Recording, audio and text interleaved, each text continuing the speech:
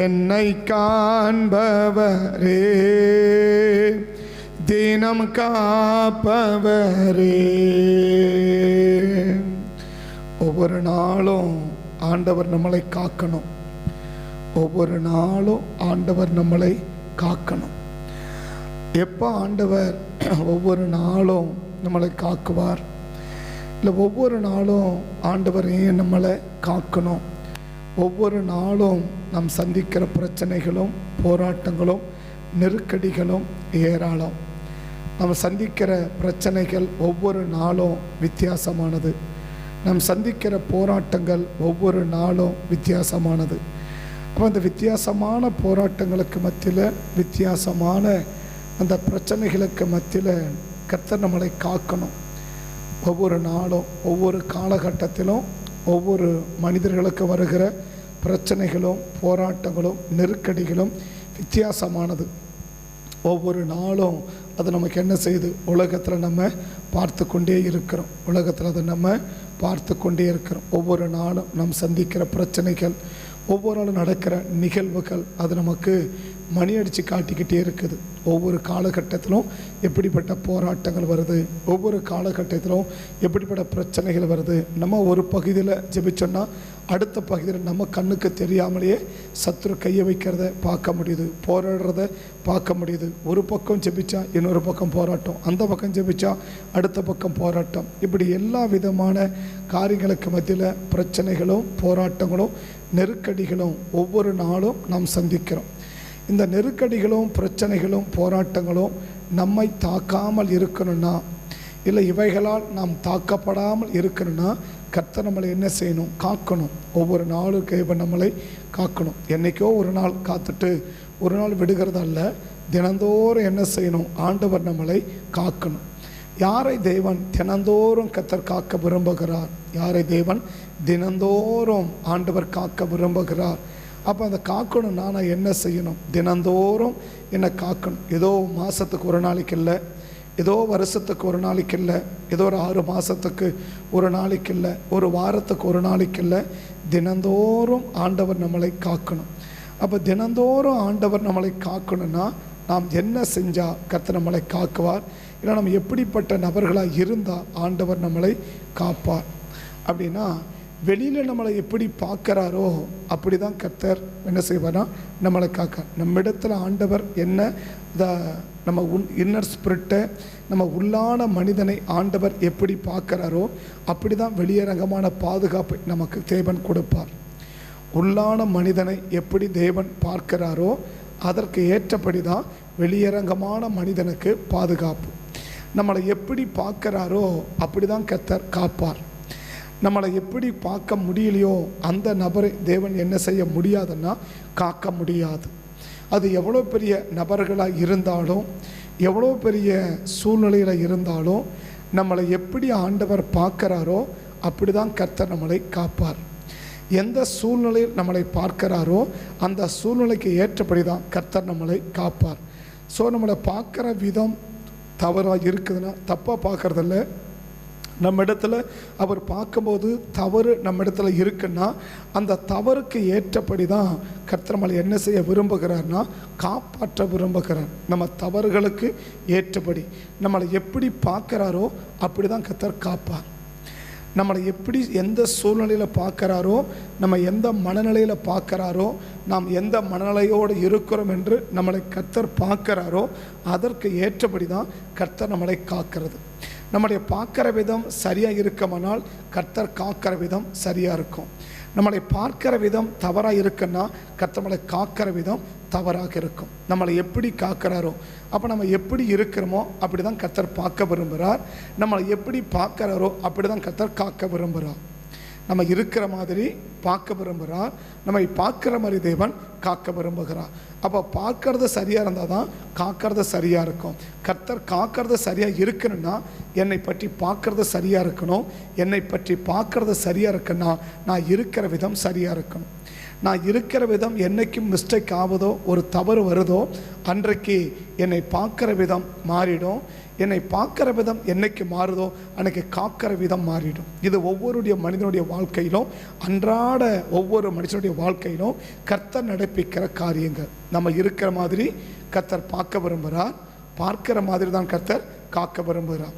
அப்போ நான் சரியான கர்த்தர் காக்கணும்னா என்னை சரியாக பார்க்கணும். என்னை சரியாக பார்க்கணுன்னா நான் சரியாக இருக்கணும். நான் எப்படி இருக்கிறேனோ அதை தான் கர்த்தர் என்ன செய்வார், பார்ப்பார். நான் என்னை பார்க்குற மாதிரி தான் கர்த்தர் காப்பார். இந்த 3 காரியத்தையும் இன்றைக்கி நம்ம தெளிவாக விளங்கிட்டோன்னா கர்த்தர் ஒவ்வொரு நாளும் நம்மளை காப்பாரா, நம்மளை காக்க மாட்டாரான்றதை நம்மளே என்ன செஞ்சலாம், முடிவு பண்ணிக்கலாம். இன்றைக்கி ஆண்டவர் என்னை எப்படி பார்ப்பார், என்னுடைய உள்ளான மனதை எப்படி பார்ப்பார், என் செயல்களை எப்படி பார்ப்பார், என் பார்வைகளை எப்படி பார்ப்பார், என்னுடைய உள்ளான நினைவுகளை எப்படி பார்ப்பார், உள் உணர்வுகளை எப்படி பார்ப்பார், என் செயல்பாடுகளை எப்படி பார்ப்பார், வெளியரங்கமான கிரிகளை எப்படி பார்ப்பார். கர்த்தர் என்னை பார்க்கிற விதம் சரியாக இருந்தால் கர்த்தர் நம்மளை காக்கிற விதம் சரியாக இருக்கும். கர்த்தர் நம்மளை பார்க்கறது சரியாக இல்லைன்னா கர்த்தர் நம்மளை காக்கிறது சரியாக இருக்காது. பட் அன்றன்றைக்கு இன்றைக்கி என்னை எப்படி பார்க்குறாரோ அப்படி தான் கர்த்தர் என்னை என்ன செய்வார், காக்க விரும்புகிறார். என்னை எப்படி பார்க்குறாரோ அப்படி தான் கர்த்தர் காக்க விரும்புகிறார். என்னை பார்க்கறது தப்பாக ஒருவேளை அவர் பார்ப்பார்னா அவர் கண்கள் தப்பா இல்லை, என்கிட்ட இருக்க தவறுகளை கர்த்தர் பார்ப்பார்னா நிச்சயமாக என்னை காக்கிறது மாறிவிடும் என்பது நம்ம மறந்துடக்கூடாது. ஆபிரகாமுடைய வாழ்க்கையிலேருந்து ஒரு படிப்படியான ஒரு காரியத்தை நீங்கள் கவனிச்சிங்கன்னா ஆதியாகமம் 12ஆம் அதிகாரத்தில் வாழ்க்கை ஆரம்பிக்குது. ஸோ அந்த படிப்படியான ஒரு வாழ்க்கையை நீங்கள் கவனித்து பார்த்தீங்கன்னா ஆபிரகாமை ஆண்டவர் எப்பெல்லாம் கரெக்டாக பார்க்குறாரோ அப்பெல்லாம் கர்த்தர் காத்துக்கிட்டே இருப்பார். எப்பெல்லாம் கர்த்தர் அவரை பார்க்குற விதம் மாறுதோ அப்பெல்லாம் அவர் காக்கிற விதமும் மாறிக்கிட்டே இருக்கும். எப்பெல்லாம் பார்க்கிற விதம் மாறுதோ அப்பெல்லாம் காக்கிற விதம் என்ன ஆகிட்டு இருக்கும், காத்துக்கிட்டே இருக்கும். 12ஆம் அதிகாரத்தில் முதல் வசனத்துலேருந்து கர்த்தர் ஆபிரகாமை அழைக்கிறார். எப்போ 7ஆம் அதிகாரம் முதல் அழைக்கிறார். ஆனால் இப்போ ஆதியாகமம் 12ஆம் அதிகாரத்தில் அவர் எங்கே செய்கிறார், கானானை நோக்கி வருகிறதை வேதம் நமக்கு பதிவு செய்யுது. அப்போ ஆண்டவர் ஆபிரகாமை என்ன செய்கிறார், அழைக்கிறார். அந்த அழைக்கும் போது அந்த அழைப்பின் சத்தத்துக்கு என்ன செய்கிறார், உடனே செவி சாய்த்து அவர் புறப்பட்டு வருகிறதை ஆண்டவர் என்ன செய்கிறார், பார்க்கிறார். 12ஆம் அதிகாரம் முதல் வசனம், கர்த்தர் ஆபிரகாமை நோக்கி உன் தேசத்தையும் உன் இனத்தையும் உன் தகப்பனுடைய வீட்டையும் விட்டு புறப்பட்டு போ என்று சொன்னார். 4ஆம் வசனம், கர்த்தர் ஆபிரகாமுக்கு சொன்னபடியே அவன் புறப்பட்டு போனான். இப்போ ஆபிரகாமை இப்படி ஆண்டவர் பார்க்கிறார். இப்போ ஆண்டவர் ஆபிரகாம் எப்படி பார்க்குறான், எஸ் நம்ம சொன்ன உடனே என்ன செய்கிறான், அப்படியே கேட்டம்பா பரவாயில்ல. அந்த பார்க்கிற விதம் எப்படி இருக்குதுன்னா அருமையாக இருக்குது, பார்க்கிற விதம் நல்லா இருக்குது. இந்த பார்க்கிற விதம் நன்றாக இருக்கிறதுனால ஏதோ ஆபிரகாம் அழைச்சதும், ஏதோ ஒரு ஆபிரகாம் வந்து சேர்ந்ததும், ஏதோ காலையில் புறப்பட்டார், மத்தியானம் வந்து சேர்ந்துட்டார், காலையில் புறப்பட்டார், சாயங்காலம் வந்து சேர்ந்துட்டார், இல்லை இன்னைக்கு புறப்பட்டார் நாளைக்கு போய் சேர்ந்துட்டார், அப்படி இல்லை. கிட்டத்தட்ட மாதக்கணக்காக என்ன செய்கிறார்னா இங்கே ஆபிரகாம் நடந்து போகிறத நம்ம பார்க்க முடியும், கவனிக்க முடியும். ஒரு சாதாரண இதுவாக அல்ல. 16ஆம் பேரசேவாக்கு ஒரு வரணும்னு சொன்னால் ஸோ மிகப்பெரிய இடைவெளி, மிகப்பெரிய கிட்டத்தட்ட மாதக்கணக்காக என்ன செய்யணும், ஆபிரகாம் நடந்து வரணும். இந்த மாத கணக்காக என்ன செய்கிறாருன்னா ஆபிரகாம் இருக்கிற நடந்து புறப்பட்டு வரும்போது பலவிதமான கல்ச்சரை தாண்டுகிறார், பலவிதமான சூழ்நிலையை தாண்டுகிறார், பலவிதமான பிரச்சனைகளை தாண்டுகிறார், பலவிதமான கிளைமேட்டை தாண்டுகிறார், பலவிதமான கதை என்ன செய்கிறார், தாண்டுகிறார் இல்லையா. நான் சொல்ல தண்ணி இன்னைக்கு நம்ம குடிக்கிற தண்ணி வழக்கமான குடிக்கிற தண்ணியை மாற்றி குடித்தாலும் நமக்கு என்ன செய்யுதுன்னா உடம்புக்கு முடியாமல் போயிடுது, சளி பிடிச்சிடுது, உடம்பு முடியாமல் போயிடுது. அவர் ஒவ்வொரு நாளும் ஒவ்வொரு விதம் தண்ணியை குடிக்கிறார். எப்பயாவது ஒரு முறை தண்ணியை குடிக்கல, ஒவ்வொரு நாளும் ஒரு தண்ணியை குடிக்கிறான். இன்னும் சொல்லப்போனால் ஒவ்வொரு நேரத்துக்கு ஒரு தண்ணியை குடிக்கிறான். நான் சொல்கிறேன், 1 மணி நேரத்துக்கு குடித்த தண்ணி வேற, அடுத்த 1 மணி நேரத்துக்கு குடிக்கிற தண்ணி வேற, அடுத்த 1 மணி நேரம் குடிக்கிற தண்ணி வேற. மணிக்கணக்காக அவர் குடிக்கிற தண்ணி நினைட்டே இருக்குன்னா மாறிக்கிட்டே இருக்குது. மணிக்கணக்காக அவர் தங்குகிற இடம் மாறிக்கிட்டே இருக்குது. மணிக்கணக்காக அவர் இருக்கிற சூழ்நிலைகள் மாறிக்கிட்டே இருக்குது. அப்படின்னா எல்லா இடங்களிலும் ஒரே மாதிரி கால சூழ்நிலைகள் இல்லை, எல்லா விதமும் ஒரே கால சூழ்நிலைகள் கிடையாது. நான் சொல்கிறேன், நம்ம ஓசூர் பகுதி போனீங்கன்னா வெயில் காலத்து கூட எப்படி இருக்குன்னா அது கூலிங்காக தான் இருக்கும். ஸோ ஊட்டிக்கு போனால் அதை விட எனக்கு நிறையா அங்கே குளிராகவே இருக்குது இல்லையா. எல்லாம் ஒரே தமிழ்நாட்டுக்குள்ளே தான் இருக்கிறோம். ஆனால் இங்கே இருக்கிற கல்ச்சர் வேறு, அங்கே இருக்கிற கல்ச்சர் வேறு, இங்கே கிளைமேட்டு வேறு, அந்த கிளைமேட்டு வேறு. சென்னைக்கு போனீங்கன்னா நீங்கள் தலையை காட்ட முடியாது, அவ்வளோ வெயில் அடிக்கும், பயங்கர வெயில் இருக்கும். நம்ம ஏன் சென்னைக்கு வேலூர், அதுக்கு பேரே வெயிலூர், வேலூர் கிடையாது, அதுக்கு பேரே வெயிலூர், அதுக்கு பேரே வெயிலூர். அந்த அளவுக்கு பயங்கரமான வெயில் இல்லையா? அப்போ ஒவ்வொரு கிளைமேட் என்ன மாறிக்கிட்டே இருக்குன்னா, இப்போ ஆபிரகாம் சந்திக்கிறது என்ன இருக்கு, ஆபிரகாம் சந்திக்கிற அந்த அந்த அந்த அந்த கிளைமேட் மாறிக்கிட்டே இருக்குது, அவர் குடிக்கிற தண்ணி மாறிக்கிட்டே இருக்குது, அவர் தங்குகிற இடம் மாறிக்கிட்டே இருக்குது. இப்போ மாறிப்படும் போதும் ஒரு இடத்துல கூட ஆபிரகாம் பாதிக்கப்பட்டதாகவோ, ஆபிரகாம் நெருக்கப்பட்டதாகவோ, ஆபிரகாம் கஷ்டப்பட்டதாகவோ வேதம் பதிவு செய்யவே இல்லை. எந்த பிரச்சனையும் இல்லை, பொருளாதாரத்தில் பிரச்சனை இல்லை, சரீர ரீதிய பிரச்சனை இல்லை, குடும்பத்தில் பிரச்சனை இல்லை, நோ எனி ப்ராப்ளம். குடும்பத்தில் எந்த பிரச்சனையுமே கிடையாது, பொருளாதாரத்தில் எந்த பிரச்சனையுமே கிடையாது இல்லையா? அவர் சரீர சம்பந்தம் எந்த பிரச்சனையுமே கிடையாது, சரீர சம்பந்தமான பிரச்சனை இல்லை, குடும்ப சம்பந்தமான பிரச்சனை இல்லை, பொருளாதார சம்பந்தமான பிரச்சனை இல்லை. ஏன்னா மெயின் ப்ராப்ளம் இந்த 3 தான். ஒன்று, சரீரம் பாதிக்கப்பட்டாலும் குடும்பம் பாதிக்கும், இல்லை குடும்பம் பாதிக்கப்பட்டாலும் நம்ம சரீரம் பாதிக்கும், பொருளாதாரம் பாதிக்கப்பட்டாலும் குடும்பமும் பாதிக்கும், சரீரமும் பாதிக்கும், எல்லா விதத்தையும் செய்ய பாதிக்கும். இந்த 3 பாதிப்புமே இல்லாத அளவுக்கு ஆபிரகாம் எப்படின்னா பல மாதங்கள் ஆபிரகாம் நடந்து வரார், பல சூழ்நிலையை தாண்டி வரார், பல இடங்களை தாண்டி வரார். அவர் எடுக்கிற ஆகாரம் வித்தியாசமாக இருக்குது, ஸோ குடிக்கிற தண்ணிகள் வித்தியாசமாக இருக்குது, எல்லாமே வித்தியாசமான காலங்களை கடந்து பல மாதமாக கடந்து போகிறார். ஆனால் அந்த 3 ப்ராப்ளமே ஆபிரகாமுடைய வாழ்க்கையில் இல்லை. என்ன ப்ராப்ளம் இல்லை? பொருளாதார ப்ராப்ளம் இல்லை, சரீர ப்ராப்ளம் இல்லை, குடும்ப ப்ராப்ளம் இல்லை இல்லையா? சரி, இப்போ ஆபிரகாம் ஏன் அந்த ப்ராப்ளம் இல்லாமல் கர்த்தர் காக்கிறார்? ஆபிரகாமை பார்க்கிற விதம் சரியா இருக்குது, ஆபிரகாமை காக்கிற விதமும் சரியா இருக்குது. ஆபிரகாமை பார்க்கிற விதமும் சரியா இருக்குது, ஆபிரகாமை காக்கிற விதம் சரியா இருக்குது. ஆபிரகாமை பார்க்கிற விதம் சரியில்லை என்றால் காக்கிற விதம் சரியா இருக்காது. நான் படி சொல்றேன். அப்போ பார்க்கிற நம்மளை எப்படி கர்த்தர் பார்க்கிறாரோ, நான் எப்படி இருக்கிறனோ அதுக்கு ஏற்றபடி தான் கர்த்தர் என்னை காக்கிறது. ஆண்டவரே என்னை காத்துக்கோங்கப்பான்னு சொல்லிட்டான், கர்த்தர் காத்துக்க மாட்டான். இல்லை 91 சங்கீதத்தை எடுத்து காலையில் எழுந்த உடனே 91 சங்கீதத்தை படிச்சுட்டா கர்த்தர் நம்மளை காத்துக்க மாட்டா. அப்படி ஸ்தோத்திரம் பண்ணிட்டா கர்த்தர் காத்துக்க மாட்டா. ஒரு காணிக்கை கொடுத்துட்டா கர்த்தர் காத்துக்க மாட்டா. தினந்தோறும் என்னை காக்க வேண்டுமானால் ஒவ்வொரு நாளும் நம்ம காக்கணும், ஒவ்வொரு மணி நேரம் நம்மளை காக்கணும், ஒவ்வொரு வினாடியும் காக்கணும், ஒவ்வொரு நிமிஷமும் காக்கணும். ஒரு நிமிஷம் கர்த்தர் காக்கிறத விட்டார்னா நடக்கிறது அதி பயங்கரமாக இருக்கும், அவ்வளவு இதுவாக இருக்கும், அவ்வளவு எஃபெக்ட்னஸ், நமக்கு பாதிப்புகள் ஒவ்வொரு நாளும் நம்ம சந்தித்து கொண்டிருக்கிறோம், நம்ம பார்த்து கொண்டிருக்கிறோம். ஆனால் இவைகளெல்லாம் நம்மளை அணுகாமல் கர்த்தர் காக்க வேண்டுமானால் நம்மளை பார்க்கிற விதம் சரியாக இருக்க வேண்டும். கர்த்தர் நம்மளை எப்படி பார்க்கிறாரோ அப்படிதான் கர்த்தர் காப்பார். என்னை பார்க்கிற விதங்கள் தவறாக இருக்குமானால் கர்த்தருடைய பார்வை நம்ம பார்வையில் இல்லை, கர்த்தரனை பார்க்கிற விதம் ஏன் இப்படி செஞ்சுட்டான் அப்படின்னு கர்த்தர் பார்ப்பார்னா நிச்சயமாக நம்ம காக்கிறதுல ஒரு மாற்றம். கர்த்தருடைய பார்வை மாறுமானால் கர்த்தர் காக்கிறதுல மாற்றத்தை நம்ம உடனே பார்க்க முடியும், உடனே கண்டுபிடிக்க முடியும். பார்க்கிற விதம் சரியா இருந்தால் காக்கிற விதம் சரியா. அதான் நமக்கு பார்க்கிற விதம் தினந்தோறும் நம்மளை காக்கணும், தினந்தோறும் கர்த்தர் நம்மளை காக்கணும். தினந்தோறும் என்னை காக்கணும்னா அவர் தினந்தோறும் என்ன எப்படி பார்க்கணும்? சரியா பார்த்துட்டார்னா சரியா காத்துருவார், சரியா பார்த்தா சரியா காப்பார். பார்க்கிற விதம் சரியில்லைன்னா அவர் காக்கிற விதமும் சரி வரும். பார்க்கிற விதம் மாறுபடுமானால் என்னை காக்கிற விதமும் மாறுபடும். காக்கிற விதம் மாறுபடும், ஒன்று என் சரீர காரியங்கள் மாறுபடும், இல்லை குடும்ப காரியங்கள் மாறுபடும், இல்லை என் பொருளாதார காரியங்கள் மாறுபடும். இது 3ல் ஒரு மாற்றம் கட்டாயமாக நிகழும், கட்டாயமாக நிகழும். அது யாராக இருந்தாலும் சரி, எந்த நபராக இருந்தாலும் சரி, அது யாராக இருந்தாலும் சரி, எந்த நபராக இருந்தாலும் சரி, கர்த்தர் ஒரு மனிதனை பார்க்கிறத வச்சு தான் கர்த்தர் காக்க விரும்புகிறார். பார்க்கறது சரியா இல்லைன்னா காக்கிறது சரியா இருக்கவே இருக்காது.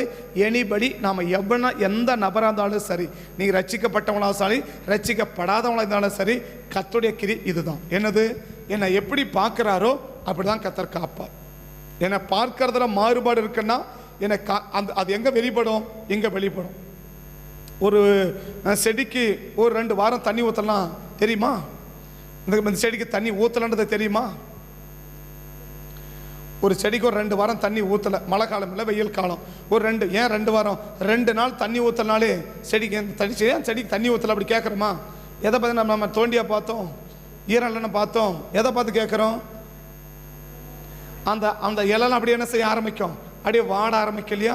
அப்போ இலை வாடுதனாலே இங்கே விதம் நல்ல அடியில் சரியில்லை, அதனால் கொனை சரியில்லை. அடி சரியாக இருந்தால் கொனை எப்படி இருக்கும்? சரியாக இருக்கும். கர்த்தர் பார்க்கறத சரியாக இருந்தால் கர்த்தரை காக்கிறது சரியாக இருக்கும். அப்போ காக்கிறதுல ஒரு டிஃப்ரெண்ட் வருது, ஒரு பாதிப்பு வருதுனாலே நம்மளை பார்க்கறதுல எங்கேயும் மிஸ்டேக்காக போச்சுன்னு அர்த்தம். கர்த்தரை காக்கிறதுல ஏதோ சம் ப்ராப்ளம் வருது, நமக்கு ஒரு பிரச்சனைகள் வருதுனாலே கர்த்தர் காக்கிறதுல ஒரு நம்ம பார்க்குற விதத்தில் பிரச்சனை வந்துடுச்சு, அதனால் காக்கிற விதத்தில் பிரச்சனை வந்துடுச்சு. எப்படி தண்ணி ஊற்றலனா ஒரு செடி வாடுமோ அதை போல் நம்மளை பார்க்குறத கர்த்தர் பார்த்தார். நான் சரியாக பார்த்துட்டா காக்கிறத சரியாக காப்பார். அப்போ ஏன் சரியாக காக்கலைன்னா உன்னை பார்க்குற விதம் சரியாக இல்லை, அதனால் உன்னை காக்கிற விதமும் சரியாக இல்லை. அப்போ பார்க்குறது சரியாக இருந்தால் காக்கிறது சரியாகத்தான் இருக்கும், சரியாகத்தான் இருக்கும். அதில் மாற்று கருத்தே கிடையாது. அப்போ நீங்கள் அந்த பாதுகாருங்கன்னு ஜெபிக்கிறதை விட என்னை பார்க்குற விதம் சரியாக இருக்குதான் நம்ம பார்த்துட்டோம்னா நம்மளை காக்கிறது என்னவா இருக்கும்? சரியாக இருக்கும். காக்கிற விதம் சரியாக இருக்கும். அப்போ ஆபிரகாம் முதல் படி பார்க்குறாரு. எப்படி பார்க்குறாரு? சொன்ன உடனே என்ன செஞ்சிட்டார்?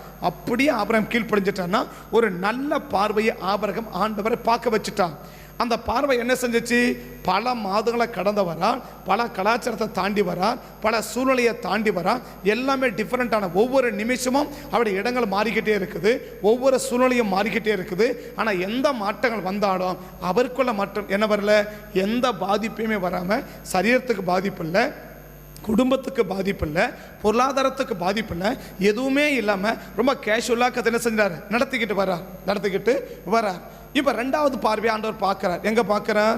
7ஆம் வசனம் 8ஆம் வசனம் 6வது வசனத்திலிருந்தே கூட ஆபிரகாம் இந்த தேசத்தில் சுற்றி திரிந்து சீகேமின் இடத்துக்கு சமீபமான சமபூமி மட்டும் வந்தான். அக்காலத்திலே கானானிய தேசத்திலே குடியிருந்தார்கள். கர்த்தர் ஆபிரகாமுக்கு தரிசனமாகி உன் தேசத்திலும் இந்த தேசத்தை உன் சந்ததிக்கு இந்த தேசத்தை கொடுப்பேன் என்றார். அப்பொழுது அவர் கர்த்தருக்கு அங்கே ஒரு பலிபீடம் கட்டி பின்பு அவ்விடம் விட்டு பெயர்ந்து பெத்தேலுக்கு கிழக்கே போய் மேற்காகவும் ஆயி கிழக்க கூடாரம் போட்டு அங்கே கர்த்தருக்கு பலிபீடம் கட்டி கர்த்தருடைய நாமத்தை தொழுது கொண்டார். இல்லையா? இப்போ என்ன கிடையாது, இப்போ ஒரு அருமையான பார்வை ஆபிரகாம் பார்க்க வச்சு என்னது? கரெக்டான இடத்துக்கு என்ன பண்ணிட்டார்? வந்துட்டார். புறப்பட்ட போது எப்படி இருந்துச்சு? நல்லா இருந்துச்சு. Very good. என்ன பண்ணிட்டாரு? ஒரு சரியான நம்ம சொன்னபடியே கேட்க ஆரம்பிச்சுட்டான். இப்போ கேட்க ஆரம்பிச்சார். பாதியில் பயணத்தை நிறுத்தியிருந்தா தேவனுடைய பார்வை எப்படி மாறி போயிட்டு இருக்கும்? ஏன்னா நல்ல மாதிரி புறப்பட்டான், என்ன பண்ணிட்டான்? பாதியில் இப்படி விட்டுட்டானே அப்படின்னு என்ன பண்ணிருப்பாரு? வருத்தப்பட்டிருப்பார். ஆனால் வந்து சேர்ந்த உடனே கர்த்தருக்கு இன்னும் அருமையாக சந்தோஷம். பரவாயில்ல, நம்ம சொல்லபடி என்ன பண்ணிட்டா? கரெக்டாக வந்து சேர்ந்துட்டா. இதை கொடுப்பேன்னு சொன்ன உடனே எதை வச்சு சொல்கிறாரு? அவரை பார்க்கிற விதம் சரியாக இருக்குது. ஏன்னா அங்கே கானானியர் இருக்கிறாங்க இல்லையா? இங்கே யார் இருக்கிறாங்க? கானானியர் இருக்கிறாங்க. இந்த கானானியர் இருக்கும்போது ஏன் கானானியர் அங்கே எழுதுறார் அப்படின்னு அது பல அர்த்தங்கள். இப்போ அது நமக்கு வேண்டாம், அங்கே போனால் அது வேறு சப்ஜெக்டில் போயிடும். ஏன் கானானியர் அங்கே எழுதுறாருன்னா, இப்போ அங்கே எத்தனை சூழ்நிலைகள் இருந்தாலும் அங்கே யாருமே இல்லாத ஒரு இடத்துல என்ன செய்யலை? புதுசாக கொண்டு வந்து வைக்கல. யாருமே இல்லாத இடத்துல கொண்டு வந்து புதுசாக வைக்கல. அங்கே ஆல்ரெடி ஜனங்க என்ன செய்கிறாங்க? இருக்கிறாங்க. ஒரு ஜனங்க இருக்கிற இடத்துல இவன் வந்து சேர்ந்தானா இப்போ எப்படி இருக்கும்? வர்றவனுக்கு பிரச்சனை இல்லை, ஆல்ரெடி இருக்கிறவனுக்கு பிரச்சனை. சரியா? விளங்குற மாதிரி சொல்கிறேன்னு. இப்போ 2 போர்ஷன் வீடு இருக்குன்னு வச்சுக்கோங்களேன். ஒரு போர்ஷனில் நம்ம இருக்கிறோம், இன்னொரு போர்ஷனில் யாருமே வரல. எப்படி இருக்கும்? நமக்கு எந்த பிரச்சனையும் இல்லைப்பா, எந்த தொந்தரவும் கிடையாது. நம்ம பாட்டில் போகலாம், நம்ம மாட்டில் நம்மளே ராஜா, நம்மளே மந்திரி இல்லையா? இப்போ பக்கத்தில் யாராவது பக்கத்து போர்ஷன் யாராவது ஒருத்தர் வரார், குடும்பம் வாடகைக்கு வராங்கன்னு தெரிஞ்ச உடனே ஒரு குளிர் வருது. என்ன வருது? யாராக இருப்பாங்க? எப்படி இருப்பாங்க? நல்லவங்களா இருப்பாங்களா? கெட்டவங்களா இருப்பாங்களா? எப்படி இருப்பாங்க? என்ன இருப்பாங்க? ஒருவேளை நம்மளை பிடிக்கிற மாதிரி இருப்பாங்களா? பிடிக்காம இருப்பாங்களா? ரசிக்கப்பட்டவங்களா இருப்பாங்களா? ரசிக்கப்படாதவங்களா இருப்பாங்களா? இல்லை ரசிக்கப்படாதவங்க கூட ஆண்டவரை நேசிப்பாங்களா? நேசிக்க மாட்டாங்களா? நம்ம ஜோமர்தவங்களுக்கு பிடிக்குமா? பிடிக்காதா? சத்தம் போடுவாங்களா? ஏதாவது கம்ப்ளைண்ட் பண்ணுவாங்களா? என்ன பண்ணுவாங்க? ஏது பண்ணுவாங்க? அப்படின்ற ஒரு மிகப்பெரிய ஒரு கலக்கம் என்ன ஆகுது? நமக்குள்ள உண்டாகிட்டே இருக்குது. எது வரைக்கும்? அவங்க நல்லவங்கன்னு சொல்லி நமக்கு தெரியற வரைக்கும் இந்த கலக்கம்பா யாரும் எப்படி இருப்பாங்களோ நினைச்சேன். பரவாயில்ல, என்ன ஆயிட்டாரு? நல்லவங்க அமைஞ்சிட்டாங்க இல்லையா? அதே போல் ஒரு ஹவுஸ் ஓனருக்கும் அதே நிலைமை தான். என்னது, ஒரு ஆள் வாடகைக்கு வராங்கன்னா இவங்க யாராக இருப்பாங்க, நல்லவங்களாக இருப்பாங்களா கெட்டவங்களாக இருப்பாங்களா, சரியாக வாடகை கொடுப்பாங்களா ஏமாற்றுவாங்களா, மாதிரி சொல்லிட்டு கொஞ்ச நாள் கழிச்ச உடனே அவங்க சுயரூபத்தை காட்டுவாங்களா, வீட்டை ஒழுங்காக பராமரிச்சுக்குவாங்களா, சரியாக கவனிச்சுக்குவாங்களா, இல்லை சொந்த வீடு மாதிரி பார்த்துக்குவாங்களா, இல்லை வாடகை மாதிரி பண்ணுவாங்களா, அங்கங்கே உடைச்சிருவாங்களா, ஏதாவது பண்ணுவாங்களா, இந்த கலக்கம் யாருக்கு இருக்குது, ஹவுஸ் ஓனருக்கும் இருக்குது. அப்படி வந்து பார்த்த உடனே செட் ஆகிட்ட உடனே நல்லா இருக்குதுன்னு அப்போ அவருக்கு ஒரு திருப்தி, பரவாயில்லப்பா நல்ல ஒரு ஆட்கள் நமக்கு வீட்டுக்கு அமைஞ்சிருக்கிறாங்க பரவாயில்ல, அப்படியே ஒரு திருப்தி. எது வரைக்கும், நம்மளை பற்றி அவருக்கு தெரிகிற வரைக்கும் இல்லையா. இப்போ ஆபிரகாம் வந்து இந்த சீகேமுக்கு வந்துட்டாரு. இப்போ யாருக்கு கலக்கம், ஒன்று ஆபிரகாமுக்கும் பிரச்சனை, இவன் எப்படி இருப்பானோ தெரியும். ஏன்னா இவன் புதுசாக வரான், இந்த ஊருக்காரன் கிடையாது, இவன் ஊருக்கு இவனுக்கு என்னவே கிடையாது, சம்மந்தமே கிடையாது. இந்த ஊருக்கு இவருக்கு என்ன கிடையாது, சம்மந்தமே கிடையாது. இந்த ஊருக்கு அவருக்கும் சம்மந்தமே கிடையாது, இந்த தேசத்துக்கு அவருக்கும் சம்மந்தமே கிடையாது, இந்த கலாச்சாரத்துக்கு அவருக்கும் சம்மந்தமே கிடையாது. இதை முன்னாடி அவர் பார்த்தது கூட கிடையாது, கேள்விப்பட்டது கூட கிடையாது. இப்போதான் முதல்ல மாதிரி வந்து ஓ இந்த ஊரா அப்படின்னு பார்க்குறார், ஓ இதுதான் ஊரா அப்படின்னு பார்க்குறார். சரி அப்படிதான் ஊரான்னு பார்க்குறார். ஆரம்பத்தெல்லாம் ஊழியத்தில் ஒரு பழக்கம் இருந்துச்சான், அது எனக்கு அப்படி இல்லை, ஆனால் பழக்கம் இருந்துச்சா. எப்படி இருந்துச்சான்னா, ஒரு உடன் ஊழியர்கள் அப்படி ஊழியத்தில் வந்த உடனே ஊழியம் பண்ணிட்டு இருப்பாங்களா, கூட வேலை ஊழியம் பண்ணிக்கிட்டு இருப்பாங்க. அப்போ ஒரு நாளைக்கு என்ன செய்வாங்களா, அந்த மூத்த போதகர் என்ன செய்வார்னா, அவங்கள சரிப்பா எல்லாம் கொஞ்சம் ஒரு இடத்துக்கு போயிட்டு வரலாம், ரெடி ஆகணும், உடனே ட்ரெஸ் எல்லாம் எடுத்துக்கின்னு பேக் பண்ணி பேக்கை தூக்கிச்சிட்டு எல்லாம் காரில் கூப்பிட்டு போவாங்களாம். அப்படி கூப்பிட்டு போன உடனே ஒரு ஊருக்கு போனோடனே அங்கே காரை நிறுத்த உடனே இறங்குவாங்களாம். இறங்கிட்ட உடனே சொல்லுவாங்களாம், இதுதான் நீ ஊழியம் செய்கிற இடம், நீ என்ன பண்ணு, இங்கே உன் ஊழியத்தை பார்த்துக்கோ, கத்தவன் கூட இருக்கிறாருன்னு ஆண்டவர் இந்த பிள்ளையை ஆசுவதிங்க, ஊழியத்தை ஆசுவதின்னு சொல்லிட்டு நடு ரோட்டில் விட்டுட்டு போயிட்டே இருந்துருவாங்களாம். அவர் தங்க இடம் பார்த்து கொடுக்க மாட்டாங்க, சொன்னது புரியல இல்லையா. ஒரு ஊழியர் இருக்கிறன்னா இப்போ நான் சொல்லி, இப்போ அந்த ஊழியர் எப்படி பண்ணுவாங்களாம், கூட கூப்பிட்டு வருவாங்களாம். இதான் இங்கே உங்களை ஊழியத்துக்கு போகிற, இதான் உனக்கு ஊழியம் அதெல்லாம் ஒன்றும் சொல்ல மாட்டாங்க. பேகை தூக்கிட்டு வருவாங்க, வண்டியில் காரில் கூப்பிட்டு வருவாங்க. வந்த உடனே அந்த இடத்துல காரை நிறுத்தின உடனே எல்லாம் இறங்குவாங்க. இறங்கும்போது இறங்கினோடனே சொல்லுவாங்களாம், இதுதான் உன்னுடைய பணிஸ்தலம், இங்கே தான் கர்த்தரை வைக்க விரும்புகிறாரு, இங்கேருந்து என்ன பண்ணு, கர்த்தருடைய ஊழி தண்ணி கட்டி எழுப்பு, கர்த்தரை ஆசிர்வதிப்பார்னு ஏசப்பா ஸ்தோத்திரம் பிள்ளையை ஆசீர்வதின்னு ஒரே வார்த்தையை சொல்லிட்டு காரை எடுத்துன்னு போய் நேர்ந்துருவாங்களாம். எப்படி இருக்கு உனக்கு பார்த்தா, கண்ணை கட்டி காட்டில் விட்ட மாதிரி இருக்கும் இல்லையா. பார்த்தா எந்த பக்கம் பார்த்தாலும் என்னவா தெரியும், புதுசாகவே இருக்கும். எந்த பக்கம் பார்த்தாலும் தெரியும் புதுசாக இருக்கும். ஆனால் அங்கே ஊருக்கு சங்கத்துக்கு வந்த பிறகு கிட்டத்தட்ட ஒரு வாரம் வெளியில் எங்கேயும் போகவே கிடையாது. ஏன்னா எங்கே போகிறதுன்னு தெரிஞ்சாதானே போகிறதுக்கு, எங்கே சொந்தனவா இருக்குது. எதை பார்த்தாலும் யாரை பார்த்தாலும் ஒரு மாதிரியாகவே இருக்கும், எங்கே பார்த்தாலும் ஒரு மாதிரியாகவே இருக்கும். ஏன்னா பூரம் எல்லாமே புதுசு, ஒன்றுமே புரியாது, ஒன்றுமே எங்கே போகிறது தெரியாது, எந்த தெருவில் போனால் எங்கே போகணும்னு தெரியாது, எந்த ஊரில் போனால் எந்த பக்கம் போகணும் தெரியாது, என்ன சூழ்நிலை யாருக்கும் தெரியாது, இவங்க யார் நல்லவங்களா கேட்ட ஒன்றும் தெரியாது, ஒன்றும் புரியாது. எப்படி இருக்கும், அப்படியே கண்ணை கட்டி காட்டில் விட்ட மாதிரி இருக்கும். அப்படி இருக்குது இல்லையா. இப்போ ஆபிரகாம் எப்படி இருக்கும், பக்கத்து ஊரில் இருக்கிற வாழ்கிற எங்களுக்கு அப்படி இருக்குதுன்னா, தமிழ்நாட்டுக்குள்ளே வாழ்கிற நமக்கே அப்படி இருக்குது, பக்கத்து டிஸ்ட்ரிக்டில் வாழ்கிற நமக்கே அப்படி இருக்குன்னா, இவருக்கு பக்கத்து டிஸ்ட்ரிக்டும் கிடையாது, பக்கத்து மாநிலமும் கிடையாது, பக்கத்து நாடும் கிடையாது. இவருக்கு இந்த ஊருக்கு என்னவே கிடையாது, சம்மந்தமே கிடையாது. அப்படிப்பட்ட ஒரு இடத்துக்கு இப்போ யார் வந்திருக்கிறார். ஏன் மிஷனரிக்கு உதவி செய்யறேன்னா இதுவும் ஒரு காரணம். தமிழ்நாட்டில் பிறந்து நான் சொல்கிறேன், எங்கேயோ இருக்கிற மொழி தெரியாத, ஜனங்க தெரியாத, சொந்த பந்தமே இல்லாமல் அந்த இடங்களுக்கு போய் கத்தக என்ன செய்கிறாங்க, ஊழியம் பண்ணுறாங்கன்னா அதுவே மிகப்பெரிய தியாகம். எங்களுதெல்லாம் ஒரு பெரிய தியாகம் நான் சொல்ல முடியாது. ஏன் தியாகம்னு சொல்ல முடியாது, தமிழ் பேசுகிற மக்கள் மத்தியில் இருக்கிறோம், பக்கத்து மாவட்டத்தில் இருக்கிறோம், பக்கத்து இடத்துல இருக்கிறோம். ஸோ எந்த பக்கம் ஏதோ ஒரு இடத்துக்கு நம்ம அறிமுகமான ஆட்கள் இருக்கிறாங்க, அறிமுகம் இருக்குது. ஆனால் அவங்களுக்கு என்ன கிடையாது, வட மாநிலத்தில் இருக்கிறவங்களாம் அறிமுகம் கிடையாது, சொந்த மொழி கிடையாது, சொந்தக்காரர் கிடையாது, சொந்த கணக்கு ஒன்றுமே கிடையாது, எந்த வசதியுமே கிடையாது. எதுவுமே இல்லாத இடத்துல என்ன செய்கிறாங்க, ஊழியம் செய்கிறாங்கன்னா மிஷனரிகளுக்கு உதவி செய்வதற்கு இதுவும் ஒரு காரணம். சொந்த ஊரை விட்டு, வீடை விட்டு, நிலத்தை விட்டு, படிப்பை விட்டு, வேலையை விட்டு, எதுவுமே இல்லாமல், ஸோ அவங்க எப்படி தங்கியிருக்கிறாங்க கூட நமக்கு தெரியாமல் அந்த மாதிரி இடங்களை என்ன செய்கிறாங்க, கர்த்தருக்காக அவங்க ஊழியம் செய்கிறாங்க இல்லையா, கர்த்தருக்காக நிற்கிறாங்க பார்த்தியா, அந்த தியாகத்துக்காகவே என்ன செய்கிறேன்னு சொன்னால் நம்ம ஊழியம் பண்ணிட்டு இருக்கோம். கிட்டத்தட்ட நம்ம 2 மிஷனரிகள் நம்ம மூலமாக தாங்குறோம், நம்ம சபையின் மூலமாக 2 மிஷனரிகள் தாங்கணும், சபை மூலமாக ஒன்று தாங்குறோம். ஸோ நான் தனிப்பட்ட விதத்தில் ஒரு மிஷனரியை நான் தாங்குறோம். 2 மிஷனரிகள் நம்முடைய சபையின் மூலமாக என்ன செய்யப்படுது, தாங்கப்படுது. 2 மிஷனரிகளுக்கு நம்ம போசிக்கிறோம், 2 மிஸ்ரேல் நம்ம பராமரிக்கிறோம். அந்த மாதிரி கற்று வைக்கிறோம். ஏன்னு நான் சொல்ல வரேன்னா, அப்படி அவங்க போய் இருக்கிறாங்க.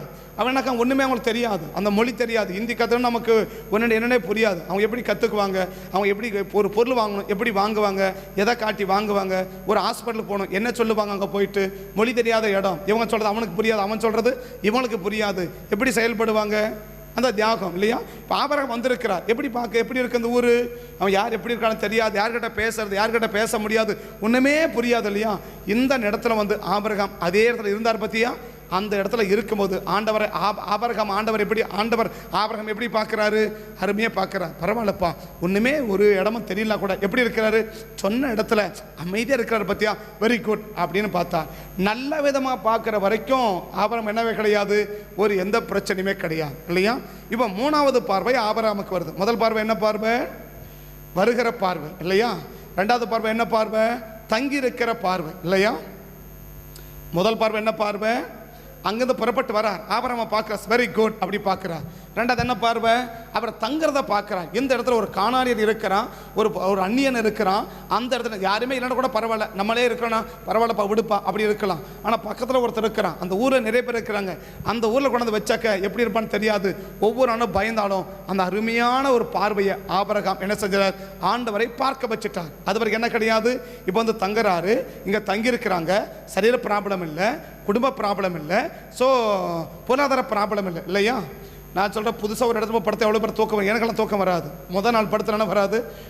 புது இடத்துல போய் படுத்தனா முதல் நாள் தூக்கமே எனக்கு வராது. அந்த இடத்துல என்ன தான் நீங்கள் உருண்டு படுத்தாலும் முதல் நாள் அங்கே தூக்கமே வராது. அடுத்த நாள் அந்த இடம் செட் ஆனது பிறகு அடுத்த நாள் தான் எனக்கு என்ன வரும், அந்த இடத்துல தூக்கமே வரும். அடுத்த நாள் வேறு ஊருக்கு போனால் அதுவும் போச்சு, அவ்வளோதான்.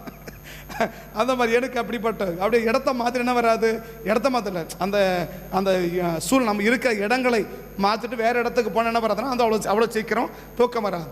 நான் சொல்கிறேன், ஆபிரகாம் எத்தனை நாள் தூங்கினாரோ நமக்கு தெரியாது, எத்தனை நாள் தூங்கினாரோ தெரியாது, எவ்வளோ நாள் கண்ணு விழிச்சிருந்தாரோ தெரியாது. ஆனால் ஒன்றுமே தெரியலனா கூட பரவாயில்ல, கர்த்தர் சொன்ன இடத்துல செய்கிறாரு, இருக்கிறார். ஆண்டவரை நல்ல விதமாக ஆபிரகாம் பார்க்க வச்சுருவாங்க, வெரி குட் அப்படின்னு. மூணாவது பார்வை இப்போ ஆபிரகாம் வருது. எங்கே வருது மூணாவது பார்வை?